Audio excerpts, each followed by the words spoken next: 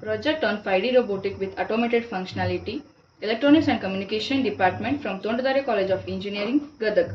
We have proposed system that includes several applications. Now we'll discuss one by one.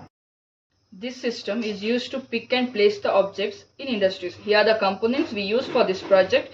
This is SMPS, switch remote power supply, which converts 230 volt to 12 volt. These are the buck converters, which converts 12 volt to 5 volt. This is the Arduino Uno DIP module. There are 6 servo motors in this rotation for the rotation purpose. One is in this whiteboard. This is the second, third, fourth, fifth, and the sixth. These are the 6 servo motors. This is the HC Bluetooth module, which is connected through mobile app for the robotic arm app, and this rotates 180-degree rotation for the robotic arm.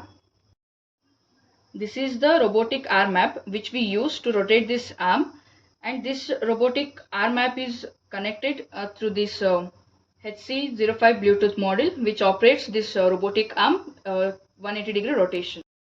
Now we are going to work this robot arm with this app. For each and every step we need to save it. As we run, we need to save. So the first step is we need to set the base.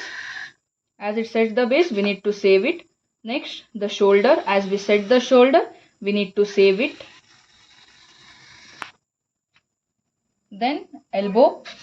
Once the elbow, as we show the elbow, we need to save it. Then comes the grip, which holds any objects. So as we set the grip, we need to save it.